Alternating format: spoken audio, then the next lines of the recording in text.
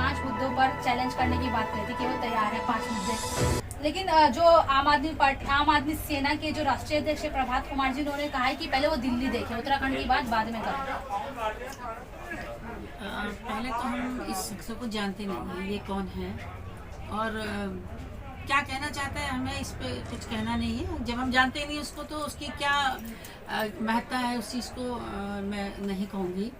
कोई जानता ही नहीं, हम खुद ही नहीं जानते हैं कि कौन सा। कई तरह के संगीन आरोप लगा रहे हैं आम आदमी पार्टी पे कि ना दिल्ली में ऐसा कुछ नहीं, ना बिजली पानी है, ना फ्री, मतलब कुछ नहीं है ऐसा, सिर्फ दिखावा है इस तरीके का। उन्होंने एक बड़ा आरोप लगाया, पार्टी ने अभी तक कोई एक्शन नहीं लिया। ऐसे अननोन पर्सन कोई ऐसा कुछ कह दे जिसे इम्प्लांट किया गया हो, जिसे हम खुद ही नहीं जानते कि आम आदमी पार्टी में वो कोई किसका कोई वजूद है या वो कभी है, हम जानते ही नहीं जिस शख्स को, तो उसकी बात पर रिएक्शन हमारा बनता भी नहीं। मैम, उनका कहना है कि अन्ना हजारे आंदोलन से वो पार्टी से जुड़े थे, जिसके बाद उन्होंने पार्टी छोड़ दी थी 2014 में, जब आम आदमी पार्टी दिल्ली में हार गई थी। उसके बाद अब वो कई संगीन आरोप लगा रहे हैं पार्टी पे, लेकिन पार्टी की ओर से कुछ ऐसा रिएक्शन देखने को मिल रहा है। जैसे मैंने अभी कहा आपसे, जिस शख्स की का पता ही नहीं है उसकी कौन है, क्या आइडेंटिटी है नहीं है, किसने प्लांट करा है, क्या करा है, तो उसके बारे में वो कुछ भी कहता रहे, हमें उसके बारे में क्या कहना, कुछ नहीं कहेंगे उसके बारे में, क्योंकि जिसका कोई वजूद ही ना हो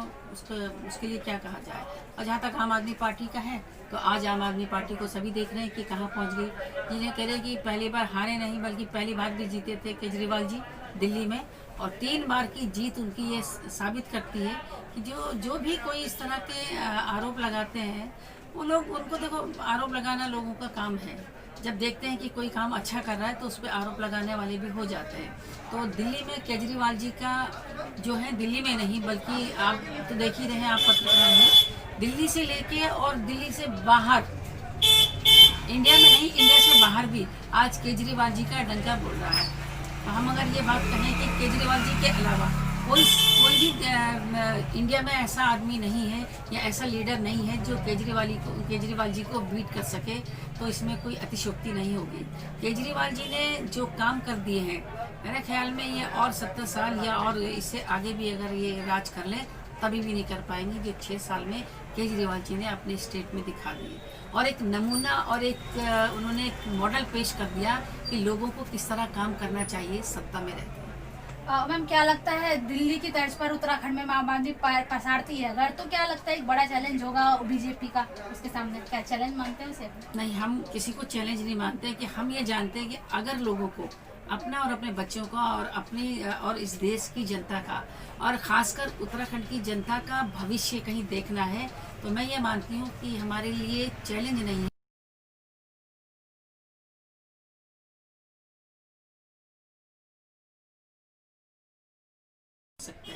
तो आम आदमी पार्टी के काम इतने खूबसूरती से आम आदमी पार्टी काम कर रही है कि शायद हम चैलेंज बन जाए, और बन भी गए हैं। हम, क्या लगता है 2022 में अलायंस की जरूरत पड़े तो क्या करेंगे? देखिए, अलायंस की बात तो ये तो हमारा शीर्ष नेतृत्व तय करेगा कि अलायंस में क्या किया जाए या क्या किया जाए या ना किया जाए। लेकिन आम आदमी पार्टी उत्तराखंड के अंदर इतना कुछ कर चुकी है, करेगी भी, जो दिल्ली मॉडल है उससे बहुत बेहतर करेगी। तो हमें अभी मनीष जी का जो दौरा था वो बहुत इम्पोर्टेंट था उत्तराखंड की जनता के लिए। जिस तरह से उन्होंने अपनी बात को रखा लोगों के सामने, और उत्तराखंड की जनता ने उन्हें सराहा।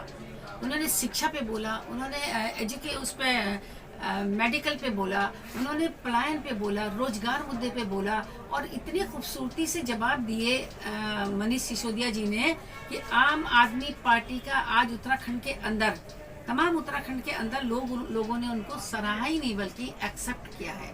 तो अब आप देखेंगे कि उनका बहुत बड़ा एक वो जो उत्तराखंड की जनता के लिए है, जो एक बहुत बड़ा तोहफा भी मैं कहूँगी, और एक भविष्य जो सामने रखा है, लोग उसको स्वीकार कर रहे हैं। तो मनीष सिसोदिया जी का ये दौरा एक कामयाब दौरा रहा, और आगे भी इस तरीके के दौरे होते रहेंगे। उत्तराखंड की जनता उसको सराहेगी भी और एक्सेप्ट भी करेगी। बहुत बहुत शुक्रिया।